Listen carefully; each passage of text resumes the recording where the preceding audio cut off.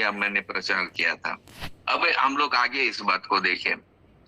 पर हम यीशु को, जो स्वर्ग दूतों से कुछ ही कम किया गया था, मृत्यु का दुख उठाने के कारण महिमा और आदर का मुकुट पहने हुए देखते हैं। तो हम लोग गुड फ्राइडे मना चुके पिछले शुक्रवार को, और उसमें प्रभु ने उसको मृत्यु की हद तक क्यों जाने दिया, या उसको मृत्यु के अधीन क्यों किया। तो मैं कल के दिन इतवार को मैंने अपने चर्च में या अपने लोगों के बीच में इस बात का मैंने प्रकाशन में लाने की कोशिश किया, और मैंने प्रभु से प्रार्थना की कि प्रभु, आप तो मृत्युंजयी है, और आपका जो ये जी उठने की बात है उसमें भी बहुत सारी प्रकाशमयी बातें हैं। तो कल मैंने 2 बार उपदेश दिया, और फिर दोनों उपदेश में यही बातों को बताया, प्रभु यीशु मसीह का पुनरुत्थान, और उसमें कितने बड़ी भेद की बातें और भी हैं। खैर, आने वाले दिनों में देखेंगे हम लोग, प्रभु बीच में लाएगा कुछ न कुछ ऐसी बात, तो हम लोग उसको भी देख लेंगे। चलिए, लेकिन यहाँ पर लिखा है कि मृत्यु का दुख उठाने के कारण महिमा और आदर का मुकुट पहने हुए देखते हैं।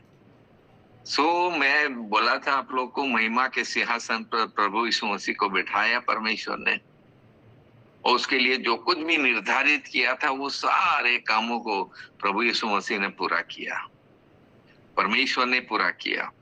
और प्रभु यीशु मसीह अब ये मृत्यु का दुख उठाने के कारण अब तो महिमा और आदर का मुकुट पहने हुए वो सिंहासन पर बैठा है। हालेलुया। ताकि परमेश्वर के अनुग्रह से, ध्यान दीजिएगा, वह हर एक मनुष्य के लिए मृत्यु का स्वाद चखे। तो प्रभु यीशु मसीह ने क्यों मृत्यु के अधीन हुआ, वो भी वेरी शॉर्ट टाइम। कल भी मैं तो क्या बोलते हैं, गुड फ्राइडे के दिन भी इन बातों को प्रकाश मिला है। मैंने पूरे 7 वचन पर प्रचार किया था, और ऐसे ही बैठ के मैं बोलते रहा मैं, और पवित्र आत्मा बोलता गया। बड़ी अद्भुत नई रहस्यमयी बातें प्रभु ने बताई गुड फ्राइडे के दिन भी 7 वाणियों पर। तो मैं पहले नहीं बोला था ये सब, लेकिन अब की बार फिर प्रभु ने कुछ बातें बताई। चलिए, तो अब हम देखते हैं कि परमेश्वर ने हर एक मनुष्य के लिए, जो इस दुनिया में उत्पन्न होते हैं या हुए थे या होंगे, उन सब के लिए मृत्यु का स्वाद प्रभु यीशु मसीह को चखना पड़ा। तो हम लोग जो प्रभु यीशु मसीह महायाजक बन के क्या क्या काम किया, वो तमाम बातों को हमने देखा। दूसरा बात है कि अब परमेश्वर हर एक मनुष्य के लिए एक उपलब्धि करा रहा है। किसकी? वो चिन्ह, किसकी? वो पुत्र जो कुंवारी से पैदा हुआ है, और वो परमेश्वर का पुत्र है, और वो परमेश्वर है, और वो इस दुनिया में अद्भुत रीति से आता है। लेकिन हम लोगों ने भजन संहिता में पढ़ा 2 अध्याय 7 पद में कि मैंने तुझे उत्पन्न किया, तू मेरा पुत्र है। तो प्रभु यीशु मसीह को एक अलग रीति से वो इस संसार में लाता है, उत्पन्न करता है। लेकिन यहाँ पर अब जो हम लोग पढ़ रहे हैं इब्रानी उसका 2 अध्याय, और उसमें लिखा है कि हर एक मनुष्य के लिए प्रभु यीशु मसीह को मृत्यु का स्वाद चखना पड़ा, या चखा उसने। क्यों ऐसा किया? सारे लोगों के लिए उपलब्धि कराई। क्या होगा उससे? वो स्वाद उसने चखा, वो मरा, वो जी उठा। चलिए, सारी बातें हमने विश्वास कर ली, मान ली। लेकिन अब आगे क्या है? तो 10 पद में लिखा हुआ है, क्योंकि जिसके लिए सब कुछ है और जिसके द्वारा सब कुछ है, उसे यही अच्छा लगा कि जब वह बहुत से पुत्रों को महिमा में पहुंचाए। फिर मैं पढ़ रहा हूं, जिसके द्वारा सब कुछ है, उसे यही अच्छा लगा कि जब वह बहुत से पुत्रों को महिमा में पहुंचाए, तो उनके द्वारा, उनके उद्धार के कर्ता को दुख उठाने के द्वारा सिद्ध करे। तो प्रभु यीशु मसीह में जो सिद्धता है, परफेक्शन, सिद्धता का मतलब होता है perfection. He is perfect in everything. इसलिए शुरू में जब मैं उपदेश देना मैंने शुरू किया था दोबारा, तब मैंने ये बातें बताई थी और मैंने बताया था कि प्रभु यीशु मसीह सर्वोत्तम है और वो स्वर्ग से आए इसलिए सर्वोत्तम है। उसमें स्वर्गीय ज्ञान इसलिए सर्वोत्तम है। उसमें सारे गुण भी जो है ऐसा किसी में नहीं पाया जाता है। और यहाँ पर जी उठने के बाद अब कुछ परमेश्वर करना चाहता है। उसमें लिखा है बहुत से पुत्रों को महिमा में पहुंचाए। कौन है ये बहुत से पुत्र? This was my question before Holi spirit. पवित्र आत्मा से, परमेश्वर पिता से मेरा यह प्रश्न था, ये बहुत से पुत्र कौन है प्रभु? इसका प्रकाशन दीजिए, इसको बताइए। क्योंकि आप के मृत्यु का दुख सहने के द्वारा अब ये रास्ता खुल गया कि बहुत से पुत्रों को महिमा में पहुंचे। कौन सी महिमा, कहाँ की महिमा? तो इसको हमें ध्यान देने की आवश्यकता है। कह रहा कि बहुत से पुत्रों को महिमा में पहुंचाए। देखिए, जैसे प्रभु यीशु मसीह को जो महिमा के सिंहासन पर बिठाया, फिर परमेश्वर ने अपने सिंहासन पर उसको बिठा के आज भी वो वहीं पर स्थित है और कितनी बड़ी महिमा वो पा रहा है केवल मृत्यु का दुख उठाने के कारण। रोमी में हम लोगों ने पढ़ा था उसका 1 अध्याय 4 पद में, वहां पर लिखा हुआ है कि ये मृत्यु का दुख उठाने के द्वारा और पुनरुत्थान के द्वारा वो परमेश्वर का पुत्र कहलाने का सबूत पेश किया उसने। तो इसलिए हम देखते हैं कि really it is a wonderful thing. परमेश्वर कह रहा है कि मेरा पुत्र, तो मेरा पुत्र कितने बड़े काम करेगा, कैसा काम करेगा, और उस काम के द्वारा अब किसको ये फायदा मिलने वाला है। तो now we come to the point, ये क्या फायदा मिलने वाला है, क्या होने वाला है आगे। तो यहाँ पर लिखा हुआ है कि बहुत से पुत्रों को परमेश्वर महिमा में पहुंचाना चाहता है। फिर हम लोग का प्रश्न ये है कि ये कहाँ के पुत्र है? सब इंडिया के हैं, अमेरिका के, इंग्लैंड के हैं, कहाँ के हैं भाई? कि खाली इजराइल के हैं? ये वचन क्या केवल इजराइलियों के लिए लिखा गया है? कौन है ये पुत्र? किसने इन्हें पुत्र बनाया? प्रभु यीशु मसीह के बारे में हम लोगों ने देखा, तू मेरा पुत्र है, आज मैंने तुझे उत्पन्न किया। तो परमेश्वर ने जो करना था वो किया उसने। यहाँ पर परमेश्वर कह रहा है बहुत से पुत्रों को मुझे महिमा में पहुंचाना है, लेकिन हाउ, कहाँ के ये पुत्र? और उनको पुत्र कौन बना रहा है? किसके पुत्र बनेंगे वो लोग? बहुत से तो पुत्र है, लेकिन किसके पुत्र?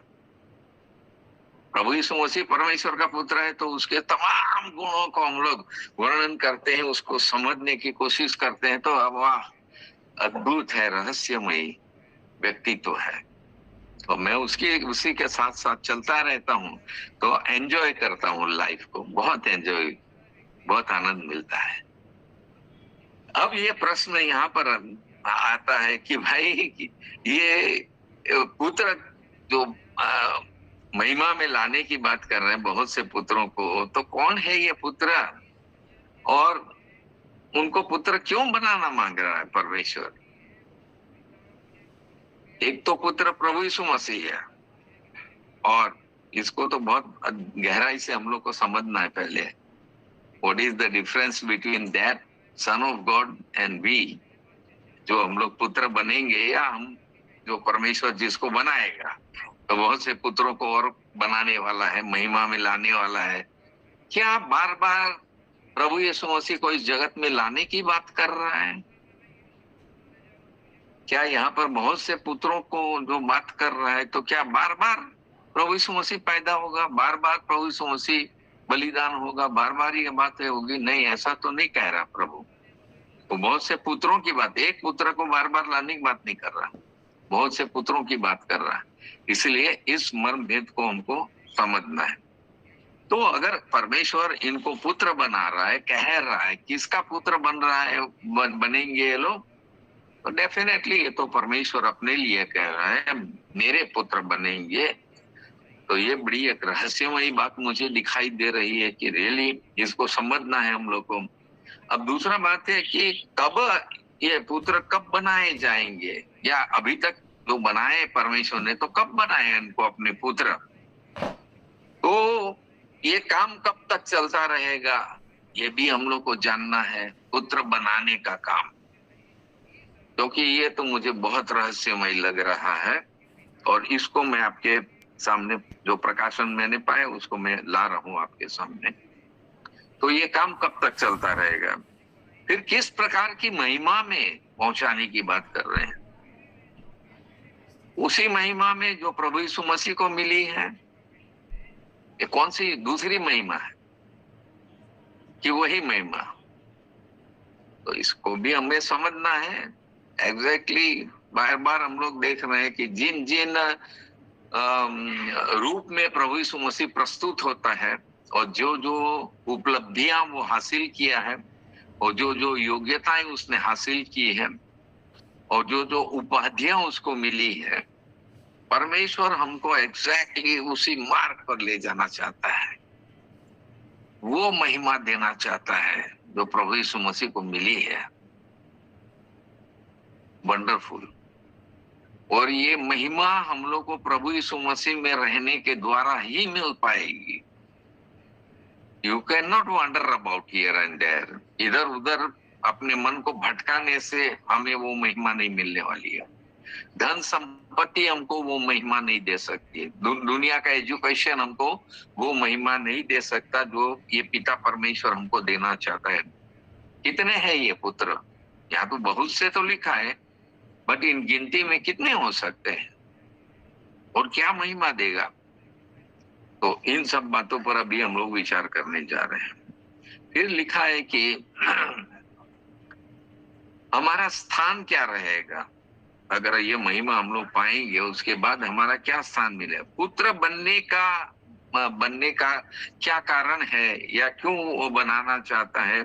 क्या क्या योग्यताएं पुत्र बनने के लिए आवश्यक है?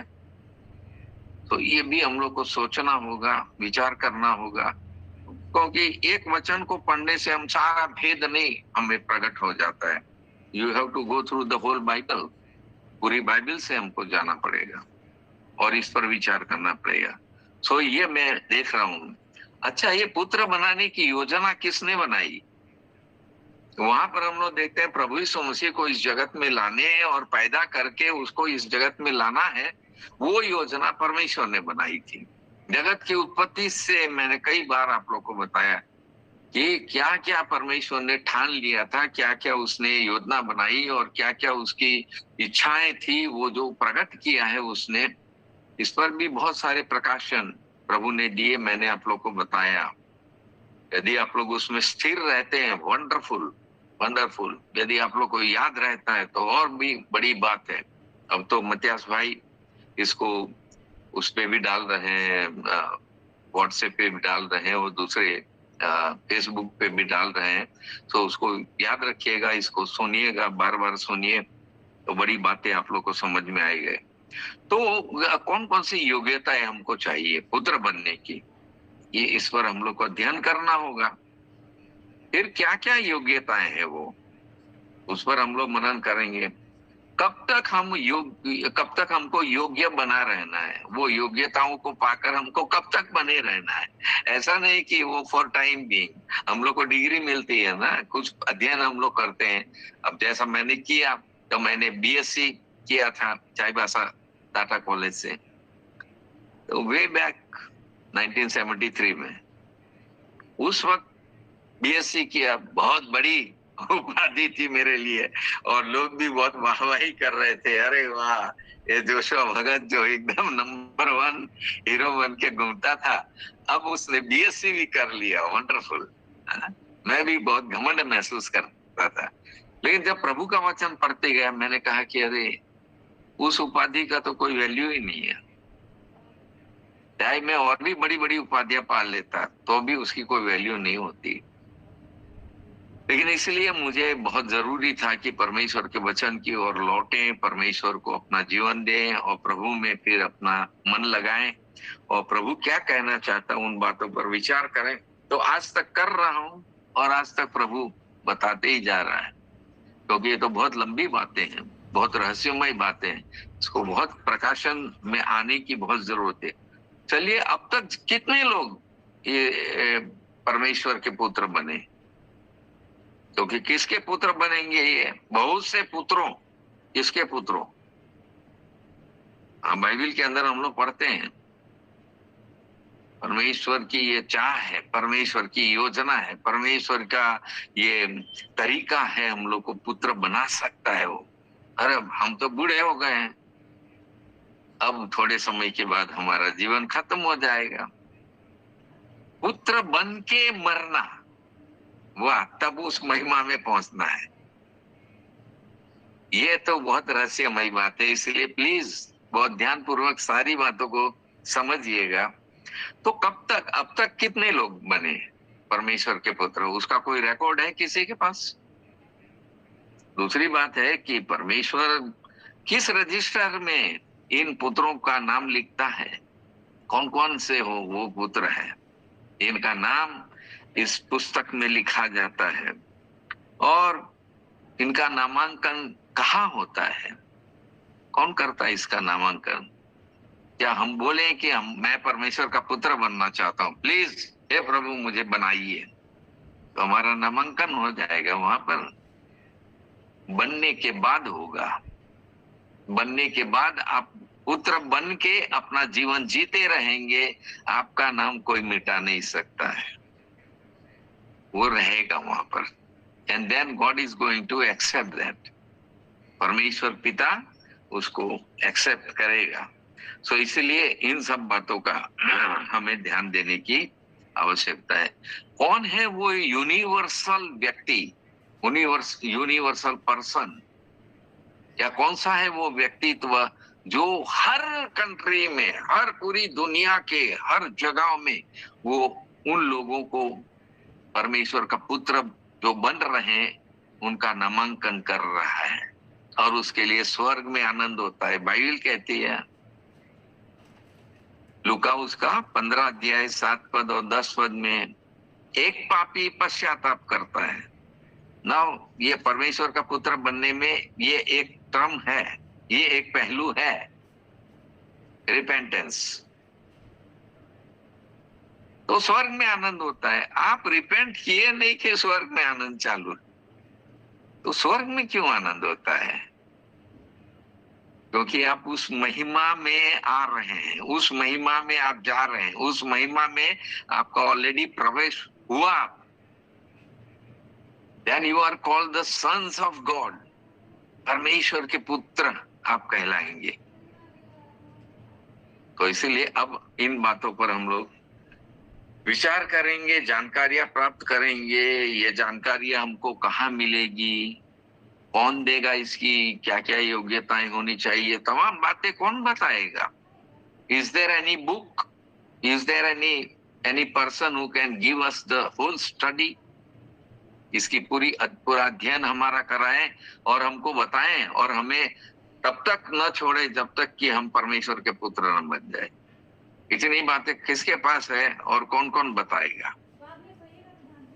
तो इसलिए इस सब्जेक्ट को मैंने देखा तो मैंने कहा, हे प्रभु मुझे तो पहले इस बात को बताने दीजिए, मुझे इसलिए तैयार कीजिए और अपना प्रकाशन दीजिए। सो मैं प्रभु का धन्यवाद करता हूँ। और मैंने पाया Bible is the only book which can reveal all kinds of truth. Bible अकेली एक ऐसी किताब है जो हमको पूरा विवरण देगी। जितने प्रश्न आप करिए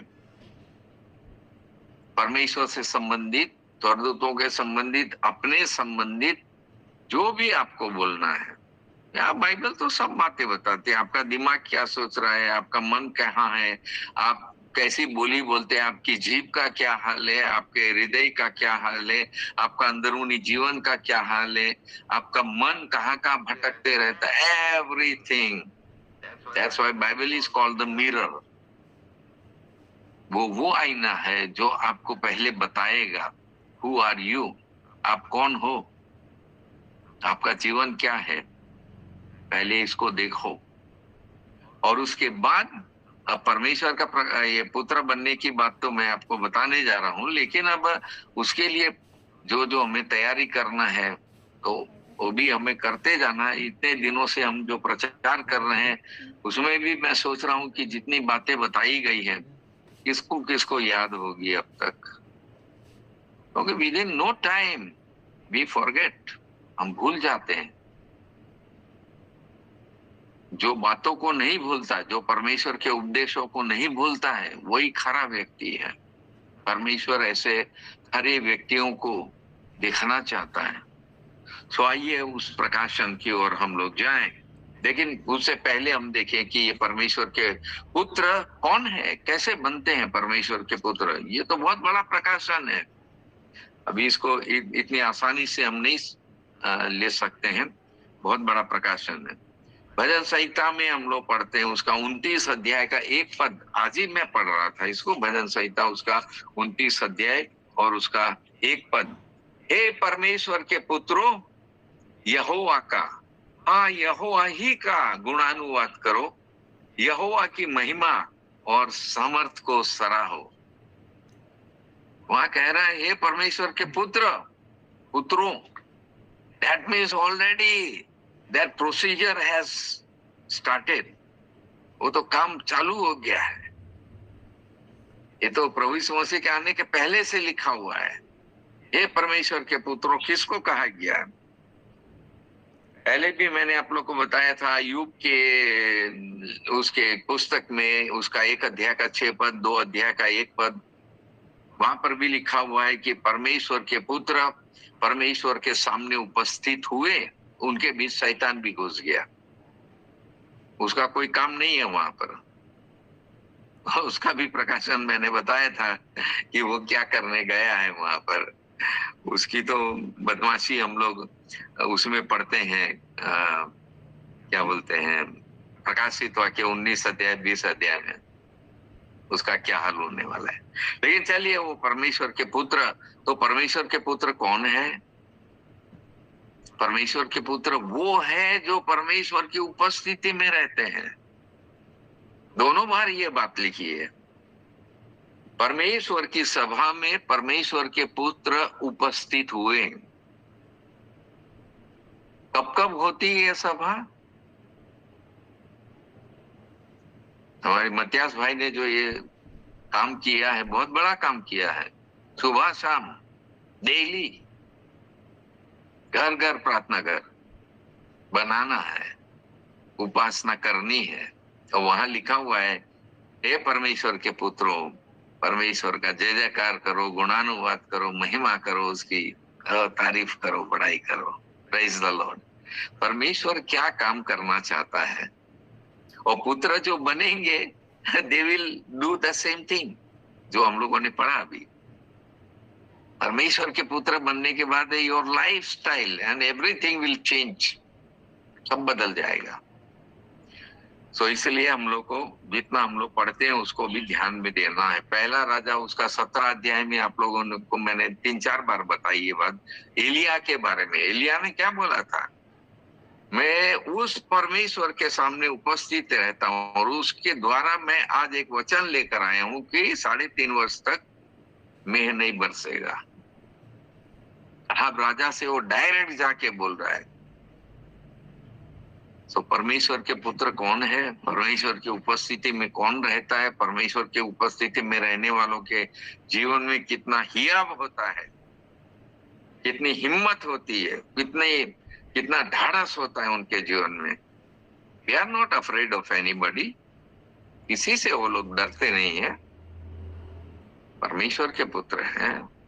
लेकिन बनिए तो पहले, बने नहीं है उसके पहले हम लोग जो बातें बोल रहे हैं, चलिए वो तो मैं आपको समझा रहा हूं कि how will you be the sun of God, परमेश्वर के पुत्र आप कैसे बनेंगे।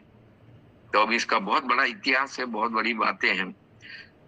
और हम लोग पुराने उसमें जाएंगे तो उत्पत्ति उसका 6 अध्याय की तो कई बातें मैंने आप लोग को बताई। वहां पर लिखा हुआ है परमेश्वर के पुत्रों ने मनुष्यों के पुत्रियों को देखा, वो भी मैंने बताया था कि किस तरह परमेश्वर के पुत्र किसको कहा गया है वहां पर।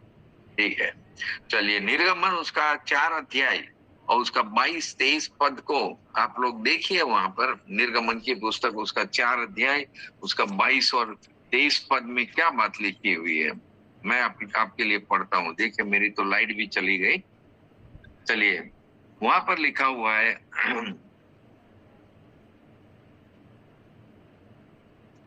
22 पद, निर्गमन उसका 4 अध्याय 22 पद। और तू फिरौन से कहना, यहोवा यों कहता है कि इसराइल मेरा पुत्र है। ध्यान दीजिए, इसराइल मेरा पुत्र है। कौन इसराइल, कौन मेरा पुत्र है? इसराइल नाम किसका रखा गया था? याकूब का। केवल एक पुत्र की बात कर रहा है यहाँ पर। क्या कह रहा है परमेश्वर? मूसा फिरौन के साथ बात कर रहा, वो बता रहा है कि परमेश्वर ने क्या कहा है। इसराइल मेरा पुत्र है, पूरी इसराइल जाति को बोल रहा है। इसराइल मेरा जेठा है, और मैं जो तुझसे यह कह चुका हूं कि मेरे पुत्र को जाने दे। याकूब गया था बंधुआई में? नहीं, वो तो बाद में उसके द्वारा जितने लोग पैदा हुए वो है इजरायली जाति, और उसके बारे में प्रभु कह रहा है। किस इसराइल की बात कर रहा परमेश्वर? पूरी इजराइल कम्युनिटी के बहुत से पुत्रों के बारे में कह रहा है। When did make them the sons of God? परमेश्वर के पुत्र कब बनाया? परमेश्वर खुद कह रहा है मेरे पुत्र को जान।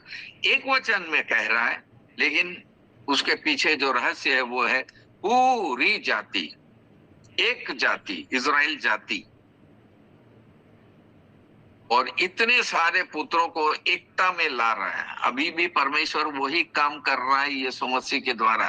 परमेश्वर ने कहा था, प्रभु यीशु मसीह ने कहा था, मैं अपनी कलीसिया बनाऊंगा, यानी कि बहुत से पुत्रों को मैं अपने में जोड़ूंगा। I will be the head. एफिसियों की पत्री में भी वही बात पढ़ते हैं हम लोग 5 अध्याय में।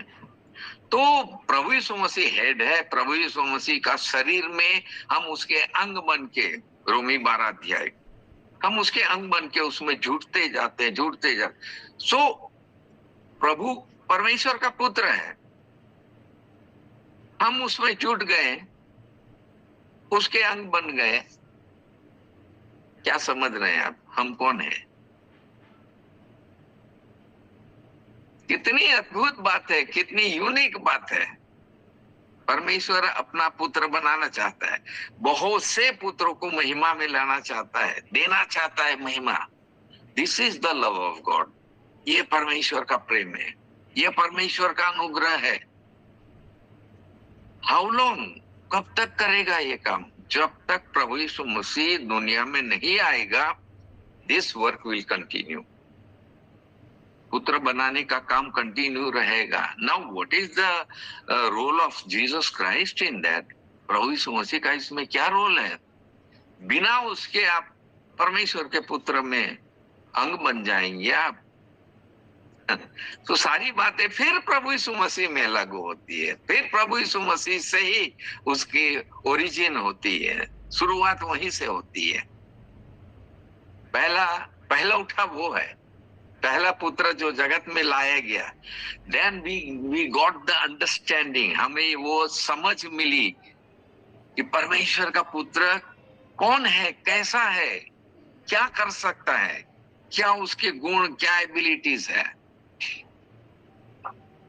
ये बहुत बहुत बड़ा रहस्य है, बहुत बड़ा रहस्य है। और प्रभु यीशु मसीह कहता वो इस जगत में आया ताकि वो लोग जो अंधकार में पड़े हुए थे उनको प्रकाश में लाए, और हर एक मनुष्य की ज्योति बन के वो आया,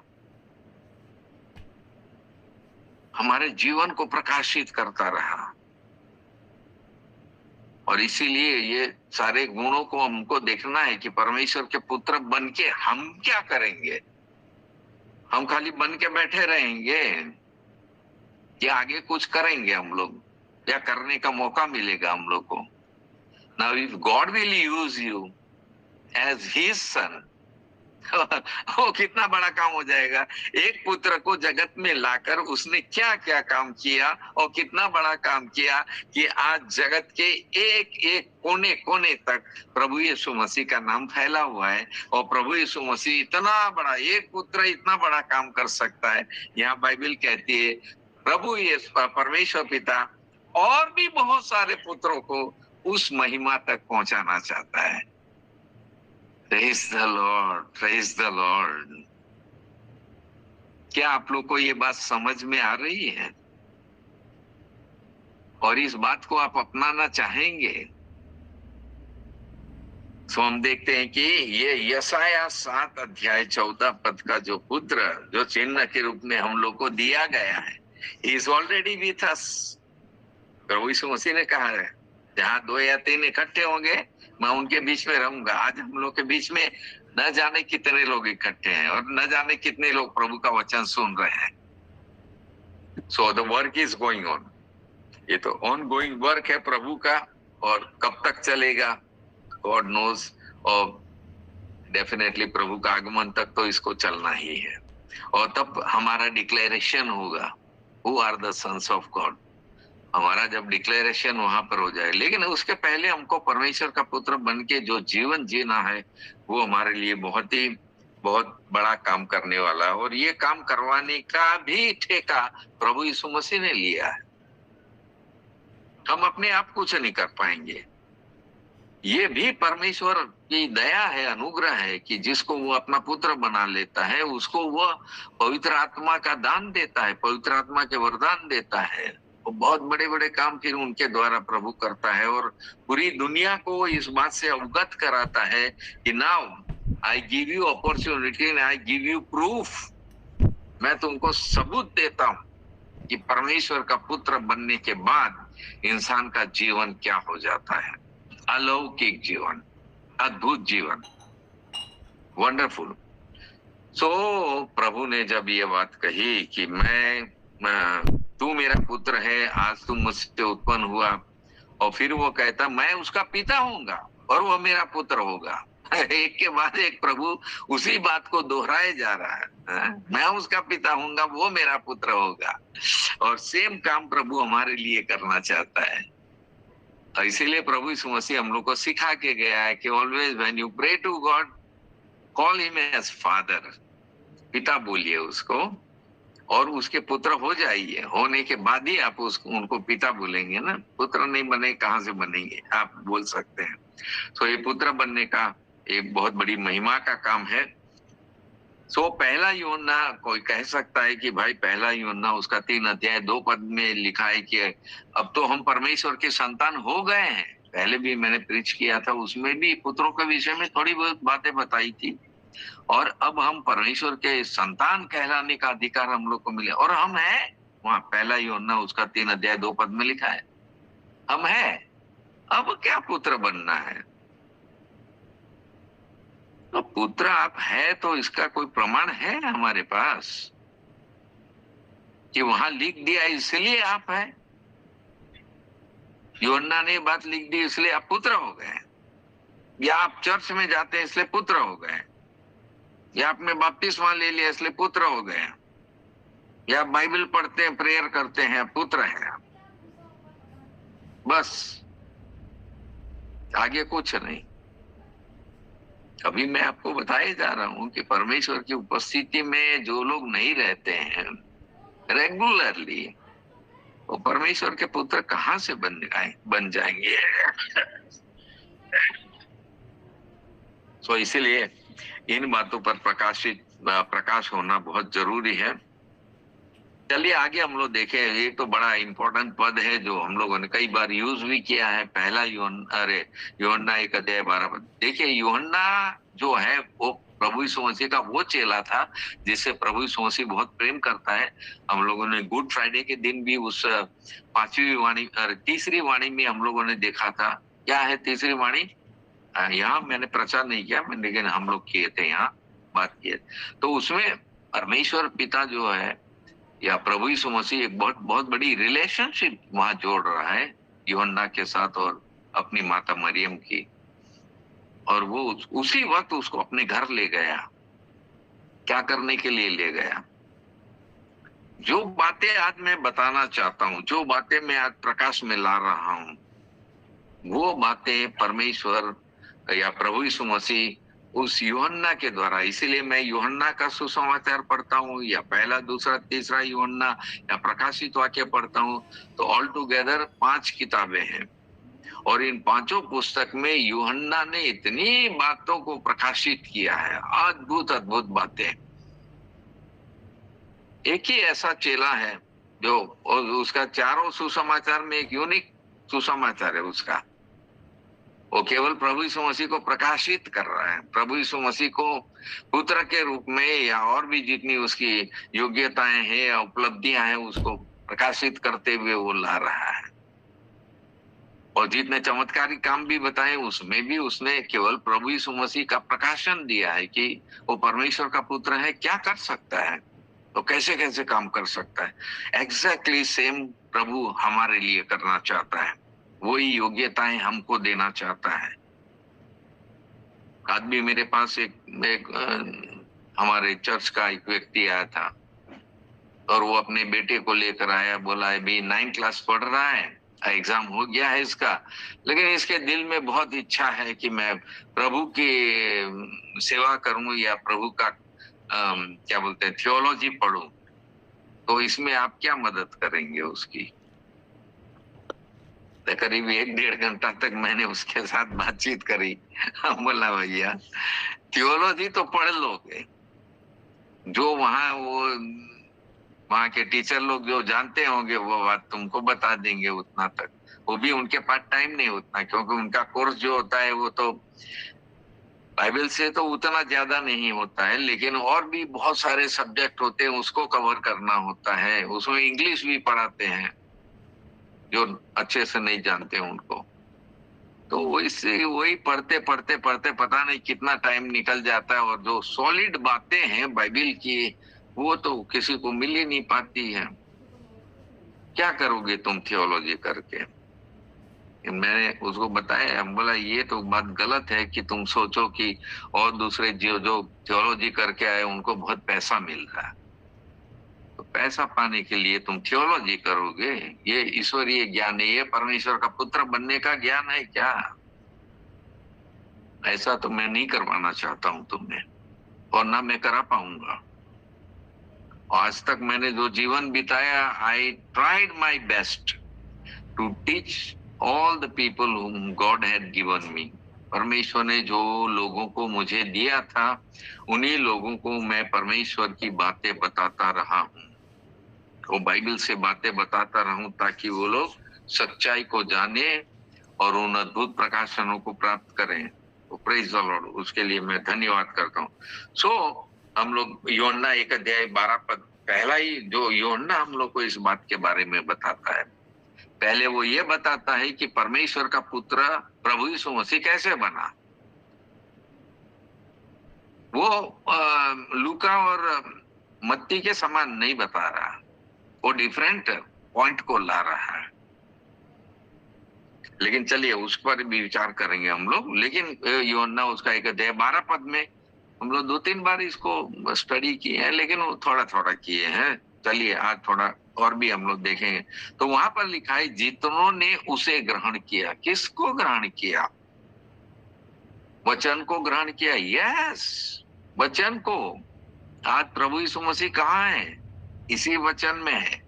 इसी वचन में आपको दिखाई देगा, इसी वचन में उसकी सारी परिपूर्णता आपको दिखाई देगी। प्रकट तो कोई करने वाला हो, और सच्चाई को बताने वाला कोई हो। तो इसीलिए बाइबल अध्ययन तो इतना है, थ्रू आउट योर लाइफ आप करते रहिए अध्ययन, यहाँ इस तक पहुंच नहीं पाएंगे। मेरा 50 साल हो गया, 50 years कंप्लीट। अब आगे चल रहा है, अभी 1 साल और बढ़ गया, 51 हो गया। सो प्रेज द लॉर्ड। प्रभु इतना बताते जा रहा, समझाते जा रहा, दिखाते जा रहा, तो इन पदों पर हम लोग को विचार करना। सो लिखा हुआ है कि जितनों ने उसे ग्रहण किया। तो पहला जो पुत्र आया है, उसको क्यों लाया गया, क्यों दिया गया?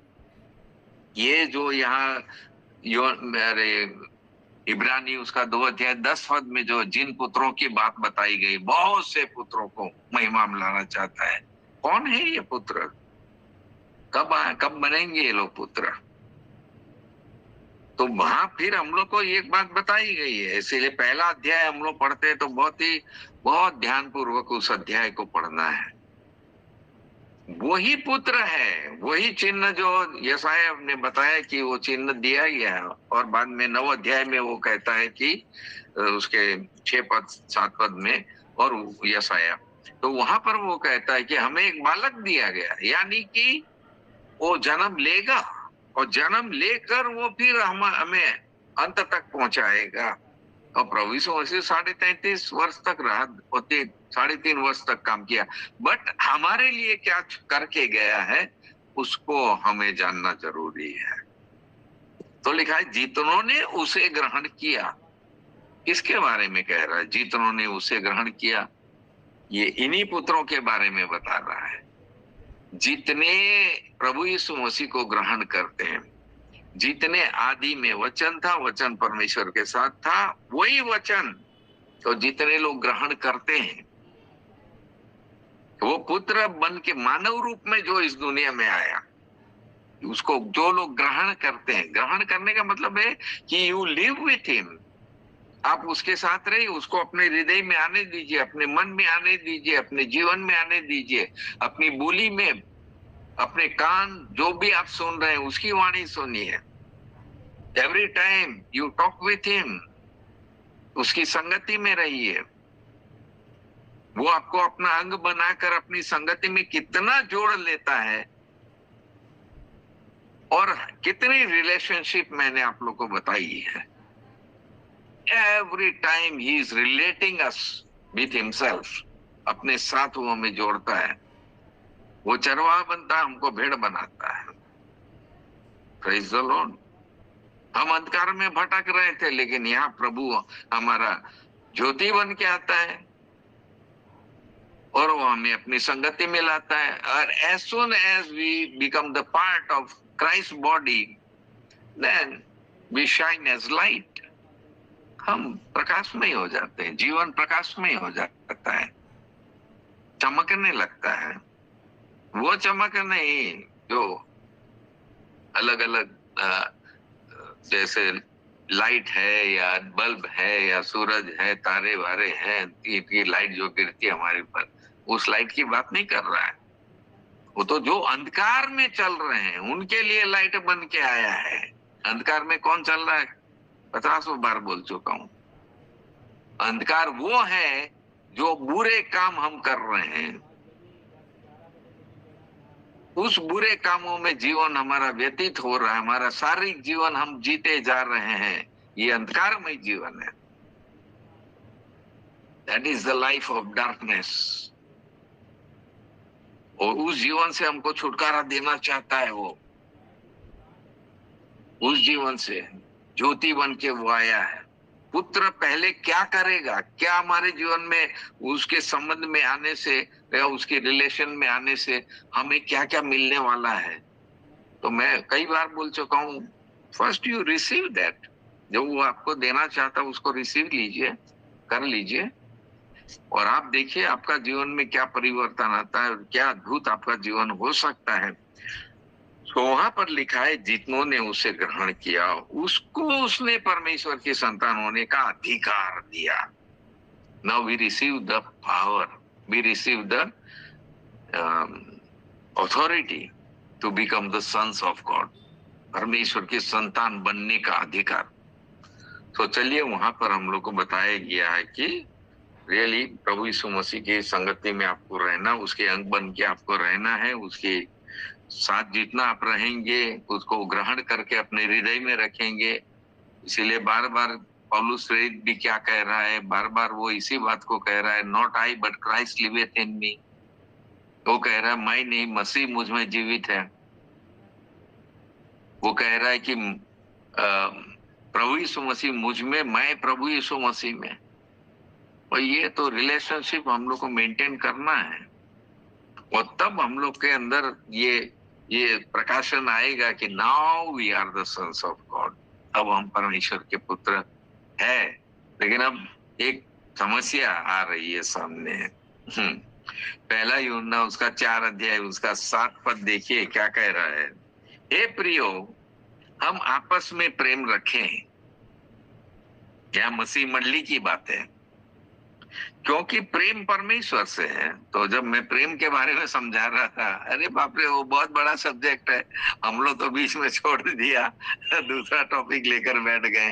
अभी उसी पर अभी चर्चा चल रही है कि वो साइन क्या है, वो चिन्ह क्या है, उसके द्वारा क्या क्या मिलना है, क्या हम बन जाएंगे, उसके ऊपर हम लोग विचार कर रहे हैं।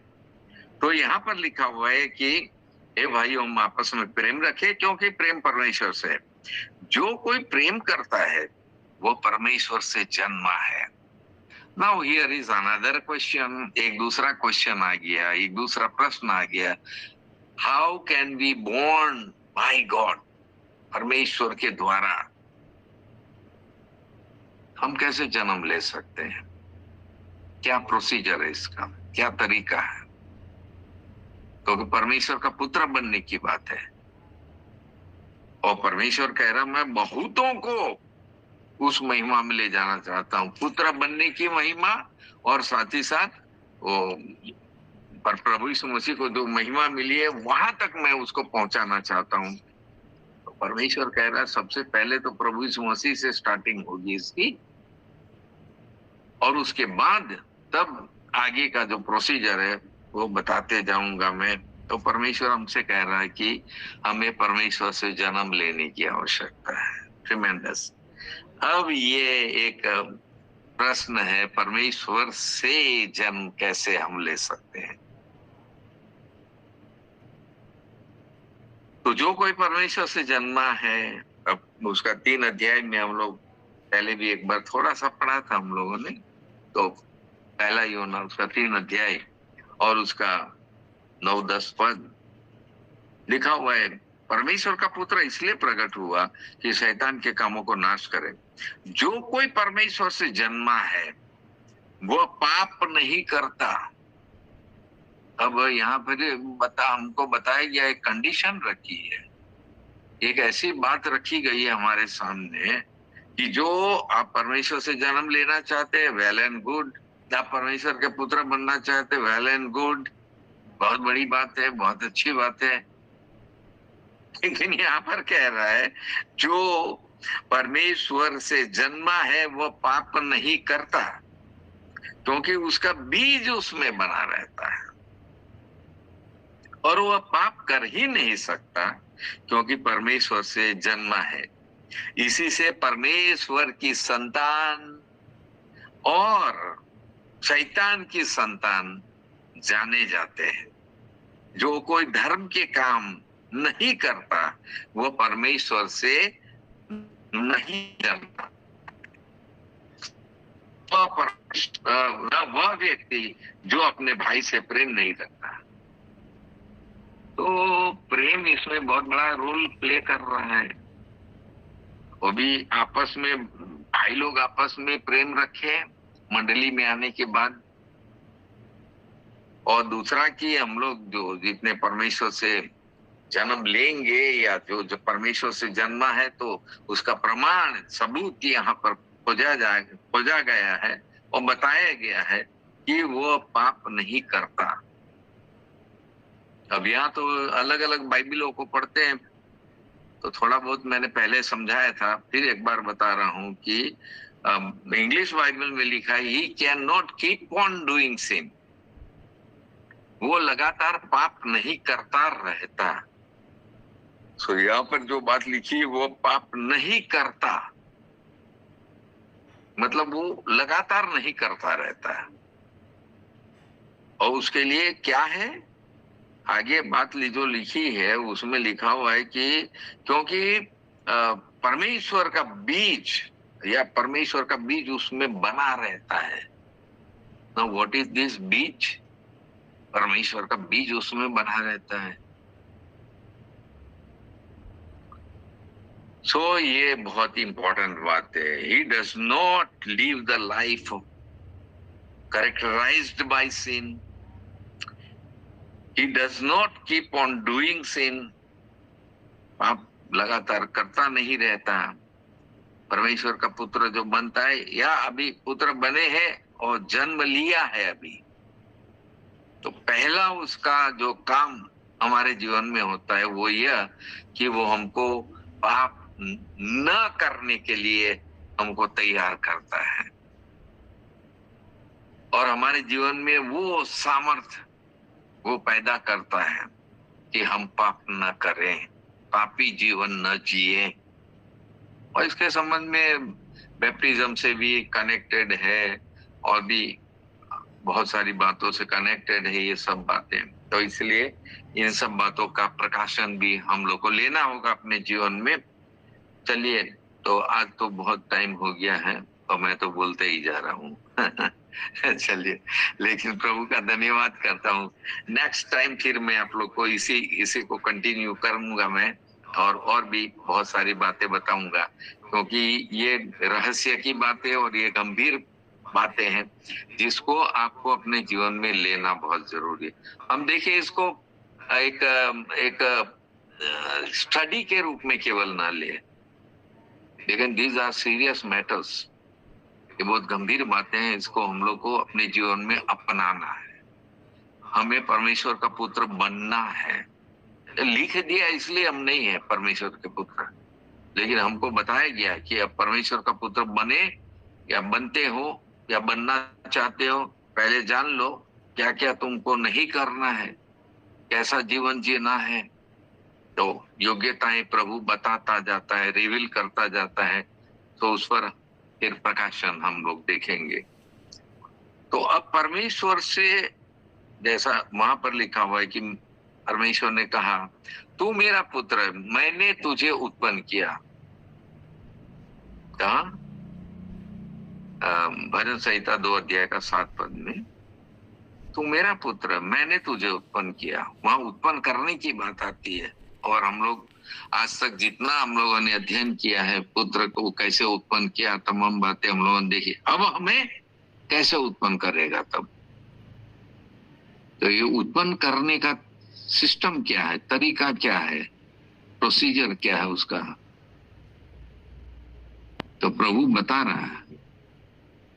इन सब बातों पर मैं फिर से आप लोग का ध्यान केंद्रित करूंगा आने वाले दिनों में। नेक्स्ट सोमवार को उस पर हम लोग थोड़ा सा और बातों पर विचार करेंगे। आइए आज हम लोग प्रार्थना करें। प्रभु, हम आपका धन्यवाद करते हैं कि आज आपने एक अद्भुत रहस्य हम लोग के बीच में रखा है। और ये रहस्य यह है कि बहुतों को प्रभु तू अपना पुत्र बनाना चाहता है और हम यानी कि तेरी संगति में आ जाएंगे, तेरी उपस्थिति में हम लोग जिएंगे। और फिर प्रभु जी तू तो हमेशा के लिए हमें वो महिमा में ले जाएगा जहां हम अनंत काल तक केवल तेरी संगति में रहेंगे। धन्यवाद धन्यवाद धन्यवाद, तेरी स्तुति हो प्रभु। अभी इसी वक्त हमारे इस कंटेम्पररी टाइम में प्रभु जी तू बहुत सारे काम कर रहा है, करना चाहता है, और इसलिए आपकी उस इच्छा के लिए धन्यवाद, आपके इस कार्य के लिए धन्यवाद, आपकी उस प्रगति के लिए धन्यवाद। और ऐसा समय जबकि हम लोग सब के सब प्रभु जी दुखों में, तकलीफों में और ऐसे लोगों के बीच में जीवन जी रहे हैं जो प्रभु जी अन्याय का जीवन जी रहे हैं, और उनके बीच में हमें प्रभु के पुत्र के रूप में एक ज्योतिर्मय जीवन लेकर जीना है प्रभु, ताकि उन पर थोड़ा तो प्रकाश आ जाए, थोड़ा भी उनको समझ में आ जाए और वो लोग भी इसकी चाह करें कि हम भी परमेश्वर के पुत्र बनेंगे, हम भी उस परमेश्वर के संगति में आना चाहते हैं। प्रभु हम धन्यवाद करते हैं। अगर उस पुत्र को आप इस दुनिया में न लाए होते प्रभु यीशु मसीह को, तो हम ये पुत्र बनने का अधिकार हमें मिल नहीं सकता था और ना हम बन सकते थे। प्रभु धन्यवाद करते हैं कि यीशु मसीह के योग्यताओं और तमाम गुणों के द्वारा आपने इस बात को प्रकाशित किया है कि आप हम लोग को इतनी गहराई में ले जाना चाहते हैं, इतनी अद्भुत रहस्यमय बातों में हमें उजागर करके उसमें रखना चाहते हैं। सो आपके उन कार्यों के लिए धन्यवाद करते प्रभु। ऐसा काम और कोई नहीं कर सकता प्रभु जी, इससे हम जान लेते हैं कि आप जीवते परमेश्वर हैं। इससे हम जान लेते हैं कि प्रभु जी यीशु मसीह का इस दुनिया में आना कितना रहस्यमय और कितनी अद्भुत गुणों को प्रकट करने वाला वो रहस्यमय जीवन है। धन्यवाद प्रभु जी, हमें उसी जीवन में जिला प्रभु जी, उसी जीवन में हम लोग को बनाए रख प्रभु जी। यीशु मसीह हमारे अंदर जिए। काश कि प्रभु हम आपके पुत्र वास्तव में बन के वास्तविकता का जीवन जीना सीखे। धन्यवाद और स्तुति के साथ अब ये प्रार्थना विनती उद्धार करता प्रभु यीशु के नाम से मांगते हैं। हमारे प्रभु यीशु मसीह का अनुग्रह, परमेश्वर पिता का प्रेम, पवित्र आत्मा की शांति और सहभागिता उपस्थित सभी लोगों के साथ अब से लेकर सदा तक बनी रहे। आमीन, आमीन, आमीन।